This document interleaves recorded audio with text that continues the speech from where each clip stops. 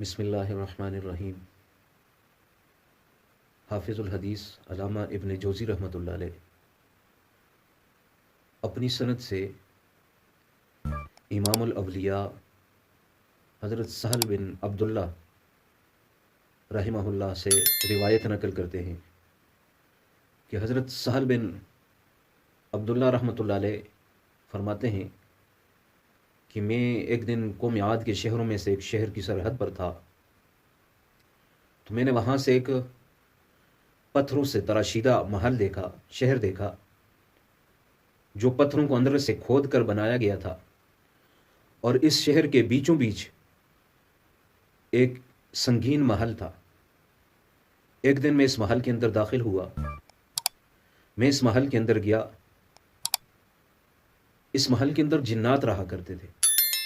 تو حضرت سہل بن عبداللہ رحمہ اللہ فرماتے ہیں کہ میں ایک دن اس محل کے اندر گیا تو میں نے وہاں پر ایک موٹا تازہ لحیم شہیم بوڑھا کعبے کی طرف منہ کر کے نماز پڑھتے دیکھا، اور اس کے اوپر ایک پر رونق جبہ بھی ہے۔ تو میں اسی تعجب کے اندر تھا کہ اتنا موٹا لحیم اور شہیم اور تازہ اور ایسا پر رونق جبہ پہنے ہوئے یہ شخص کون ہو سکتا ہے۔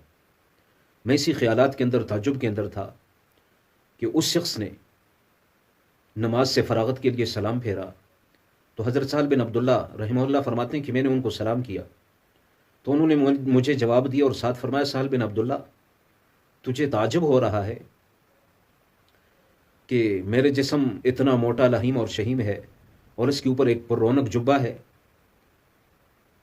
اور پھر فرمانے لگے کہ سہل بن عبداللہ جسم کے اوپر لباس بوسیدہ نہیں ہوتا، پرانا نہیں ہوتا، پھٹتا نہیں ہے۔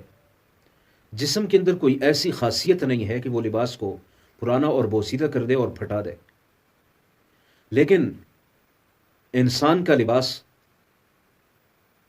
انسان کے گناہوں کی بدبو کی وجہ سے بوسیدہ اور پرانا ہو جاتا ہے، اور حرام غذا کی وجہ سے بوسیدہ اور پرانا ہو جاتا ہے اور پھٹ جاتا ہے۔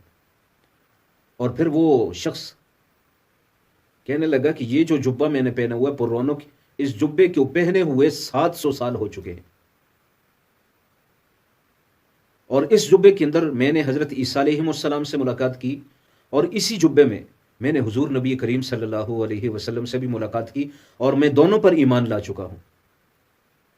حضرت سہل بن عبداللہ رحمہ اللہ فرمانے لگے کہ میں نے پوچھا پھر آپ ہیں کون ہیں، آپ بتائے تو صحیح آپ کون ہیں۔ تو کہنے لگے کہ آپ نہیں جانتے کہ جن کے بارے میں یہ آیت کریمہ نازل ہوئی، قل اوحی الی انہ استمع نفر من الجن، کہ میں جنوں کی قبیل سے ہوں۔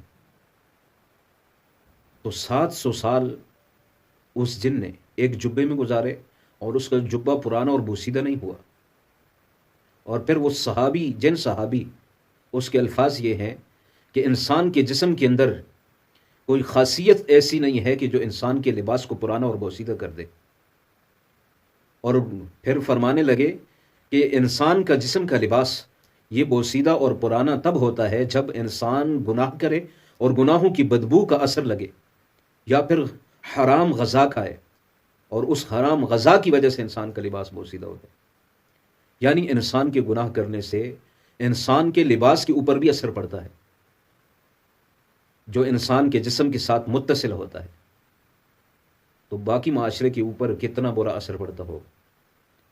تو اس لیے گناہوں سے اللہ تبارک و تعالی ہمیں بچنے کی توفیق عطا فرمائے۔ توبہ استغفار کریں، گناہوں سے بچنے کی کوشش کریں۔